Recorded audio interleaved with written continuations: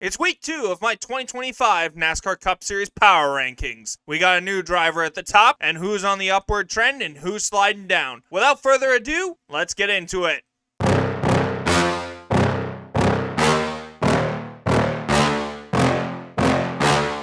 Where do you go? Larson up top, all the way up top. Busher, he's on the outside. He's in position. He's got it. Jimmy Johnson through 3 and 4. Make room. Richard Petty and Dale Earnhardt. There's another 7-time champ. Jimmy Johnson wins his 7th NASCAR Sprint Cup Championship.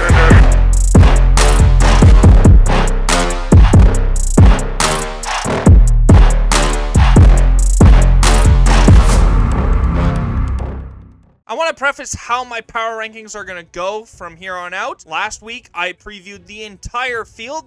This week and moving forward, I'm only going to be doing the top 16. NASCAR's playoffs are 16 drivers, so I feel like it's only fair to rank the 16 drivers who I think are most worthy of being in the playoffs at this moment. With that out of the way, let's start with some of the drivers who are currently off the list right now. One driver who fell massively this week is Ty Gibbs. He was just a no-show the entire weekend. Honestly, I saw more of Riley Herbst and Tyler Reddick's monster cars than I did Ty Gibbs' monster car. So Ty Gibbs falls off the list. Austin Cindric, though, moves up. He's in the 17th spot at the moment. Really good weekend. Unfortunate he got taken out there late. Otherwise, he probably would have cracked the top 16. Daytona, Atlanta, Talladega. Those are the moments Austin Cindric needs to capitalize on, and unfortunately just didn't capitalize on the finish. So that hurt him just a little bit, but I thought he ran good enough that I did move him up at least one spot. Coming in at number 16, there's no real change here. It's Todd Gilliland. He was second or third most of that race in the line that he was running on that outside or middle lane. He definitely was trying to get up there.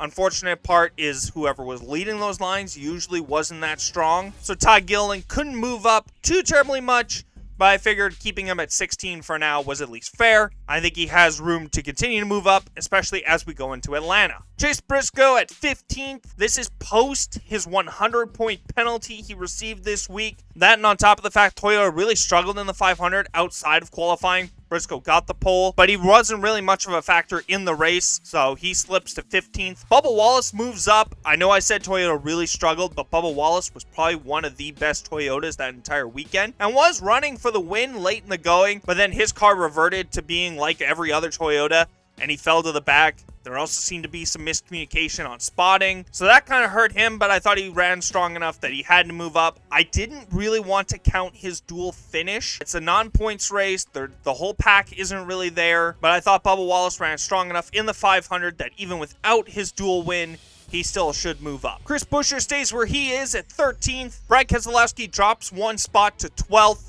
He just kind of wasn't much of a factor. I said in my video before the Daytona 500, I just think he's one of those guys that's going to go winless in the 500. Once again, this was just kind of a race. He was there, but wasn't really a factor. Ross Chastain slips to 11th. He crashed out early, so there wasn't much really for him to gain. And when guys that jumped ahead of him had really good runs for most of the day, it's hard not to penalize for crashing out early. I don't want to, but I feel like I have to in this case.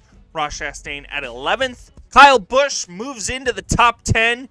He was in contention once again to win the Daytona 500. Part of these power rankings is also kind of just be a projection of what I think is going to happen. And so for Kyle Busch, he's got a really good shot to win in Atlanta this week. He was part of that awesome 3-wide finish. Kyle Busch, I think, is going to have a much better year. I think my power rankings this week reflect that I'm still really confident in the number 8 car. I know he got taken out late in the 500, but you can't argue that he was in contention that entire race. So I had to move him up to number 10. No changes for Alex Bowman, Denny Hamlin, or Joey Logano. Joey Logano probably could have moved up, but he had those engine issues they had to recover from and then got caught up in the Stenhouse crash. So, I mean, there wasn't much really to salvage after that. So I feel like between that and winning stage 1, those kind of offset each other. He stays at number 7. Christopher Bell falls out of my top 5. I'm going to sound like a broken record, but Toyota just struggled the whole week. He couldn't take a push. They struggled in race trim, and he got pushed off the nose of Cole Custer, spun out. Everyone saw that car could not take the push, so he had no real shot. Chase Elliott will stay at number 5 for the week. Was solid, but wasn't really much of a factor outside of the stage 2 finish. William Byron, your winner of the Daytona 500, he jumps up into the top 5. He'll sit at number 4. He's also really good at super speedways going into Atlanta. He's also got Phoenix, Coda, Martinsville, which he is really good at.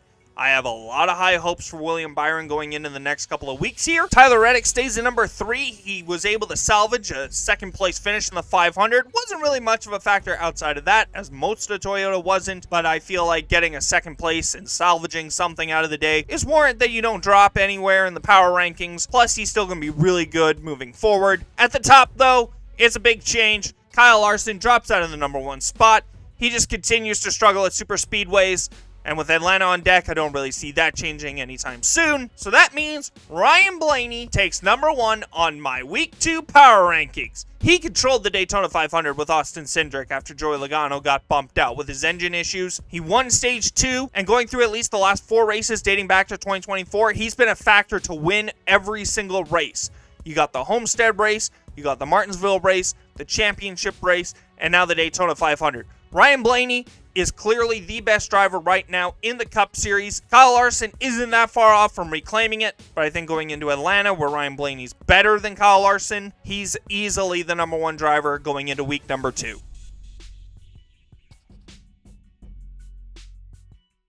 So that's my week 2 power rankings going into the spring Atlanta race. I encourage you to like this video and subscribe so you never miss an upload. Until next time, I'm Morgan Wiebe. Have a good day, everyone.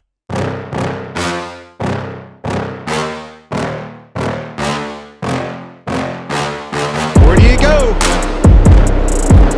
Larson up top, all the way up top. Busher, he's on the outside. He's in position. He's got it. Jimmy Johnson through 3 and 4. Make